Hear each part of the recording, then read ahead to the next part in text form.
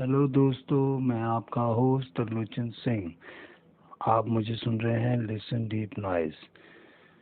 दोस्तों, जीवन एक विशाल और बहुमुखी विषय है जो मानव अस्तित्व के विभिन्न पहलुओं को समाहित करता है। जीवन जीने से संबंधित कुछ व्यापक विषय हैं, जैसे कि व्यक्तिगत विकास, आत्म सुधार की खोज करना, लक्ष्य निर्धारित करना, लचीलापन बनाना, सकारात्मक आदतों की खोज करना और भावनात्मक बुद्धिमत्ता विकसित करना, एक समय में एक कार्य पर ध्यान देना,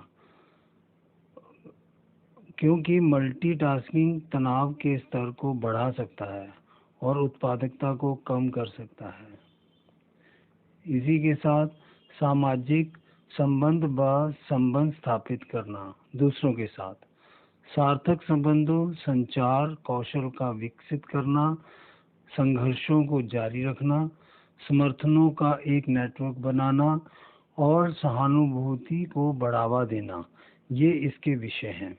अब आते हैं स्वास्थ्य पर। शारीरिक, मानसिक और भावनात्मक स्वास्थ्य, संतुलित जीवन शैली, खान पान, व्यायाम, माइंडफुलनेस और तनाव संबंध को बनाए रखना।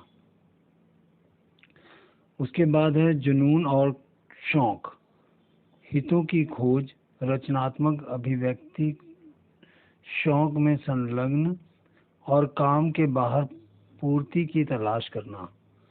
इसके बाद है काम व जीवन संतुलन, काम से संबंधित तनाव, समय प्रबंधन, सीमाओं का निर्माण और पेशेवर और व्यक्तिगत जीवन के बीच तालमेल बनाकर रखना। ये इसके बहुत महत्वपूर्ण विषय हैं। अब आते हैं माइंडफुलनेस।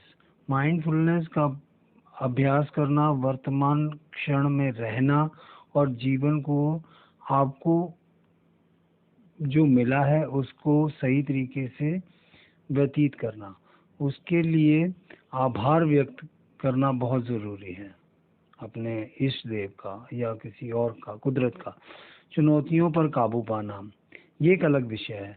विपत्ति, लचीलापन, समस्या समाधान और असफलताओं से सीखना, ये इसके महत्वपूर्ण अंग हैं जो कि बहुत ज़रूरी है अगर आपने लाइफ को बहुत स्मूथली जीना है।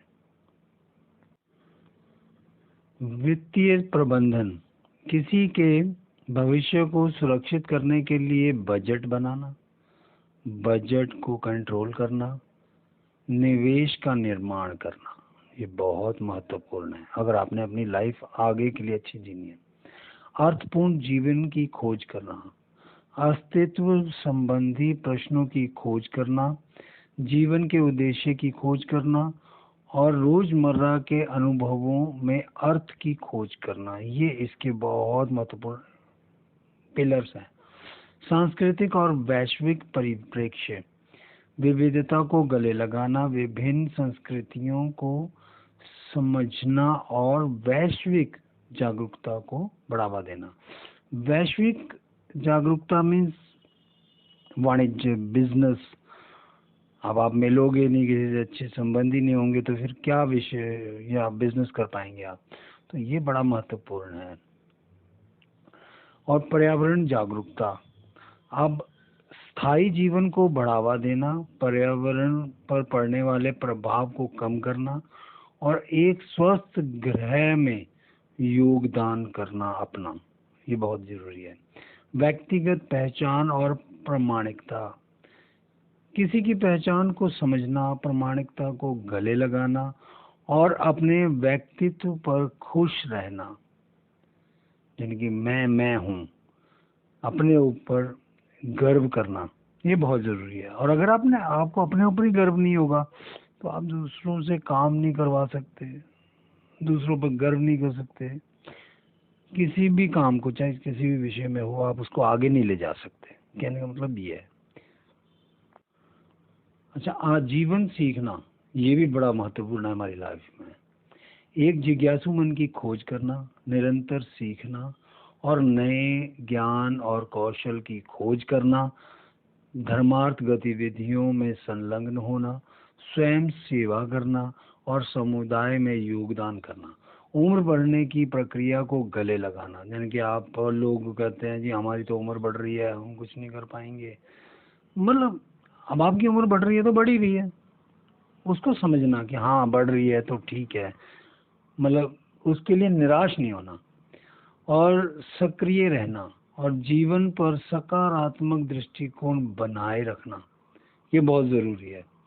भावनात्मक बुद्धिमत्ता, भावनाओं, सहानुभूति और दूसरों के साथ प्रभावी संचार को समझना और प्रबंधित करना, उस चीज को प्रतिबंध करना। माइंड बॉडी कनेक्शन बना के रखना, शारीरिक और मानसिक कल्याण के बीच की कड़ी को पहचानना और दोनों पहलुओं को पोषण देना, ये बहुत ज़रूरी है। लोग यही गलती करते हैं।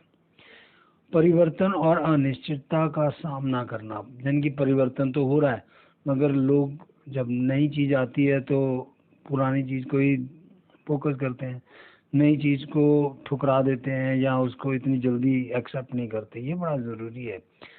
जीवन में बदलावों की को अपनाना, परिवर्तन को गले लगाना और अनिश्चित समय में स्थिरता की खोज करना, मतलब स्थिरता बनाए रखना कि हाँ ये है, ये बदलाव हो रहे हैं, हमें इसको एक्सेप्ट करना है, अब इसी के हिसाब से चलना है।